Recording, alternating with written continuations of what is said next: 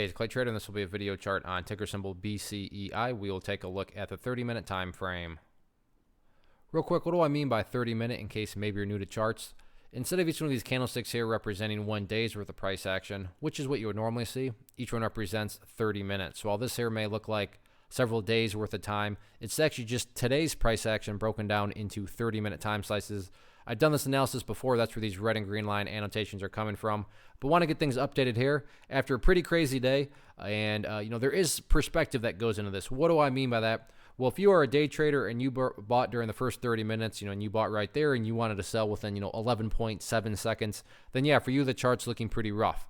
But if you care about the big picture of things, then the bulls still have plenty of opportunity to build a higher base. And when you have those higher bases, that's what allow for those long-term uptrends to be built. So again, I'm going to be talking about things from the big picture perspective. But if you were a day trader going in, I very well may sound crazy to you calling some things bullish that you're thinking, well, what are you talking about? Well, keep in mind, it all circles back to what was your perspective, what was your strategy going in. Now, if you don't know what your strategy was going in, well, that's a whole different topic of conversation, and you shouldn't even be trading in the first place. But we won't get into any of that. So let's first just start kind of a quick recap.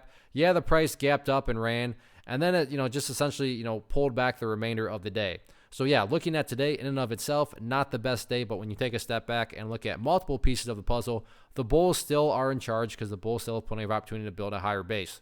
So before we get into that, just going to do a little house cleaning here.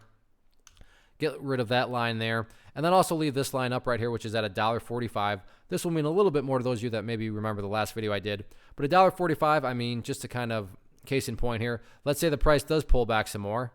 And then, it just kind of bounces around here before heading back up. At that point in time, you'd still have a set of lows right here. This set of lows would be right here. This set of lows would be down there. And you get the point. Picture each one of those as stair steps. And the stair steps would still be going in the upwards direction.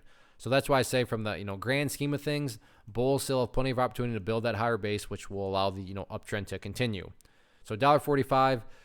Definitely preferable. If the price doesn't hold above it, I'm not going to say that the entire chart's ruined. Would the chart lose some of its attractiveness? Yeah, the chart would lose some of its attractiveness, but there's a big difference between losing attractiveness and then being totally ruined. So, but as it stands right now, $1.45 hasn't even been tested. In regards to levels of resistance, still got this level here at about $1.58. Yes, it was broken intraday, but because the price ultimately could not maintain above it, this has still got to be considered an area of resistance. But we did get some more data, and yes, this level up there is technically a level of resistance, but a near-term one, they're at $1.65. So $1.58 still that level of resistance if the price can push through there. Then before you start talking about, getting up here around the $1.80 mark, the bulls first are going to have to push through $1.65. So not the best day in and of itself, but when you take a step back, look at multiple days, the trend does still have plenty of potential to continue. So we'll see what the bulls have in store the remainder of the week.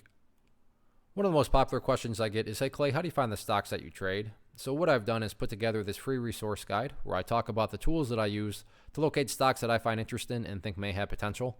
So if that sounds like something that could add value to you as a trader, then by all means, click right there to get access to the guide. The guide itself is very short and to the point, and like I say, it is free. Thanks for watching. Have a good one.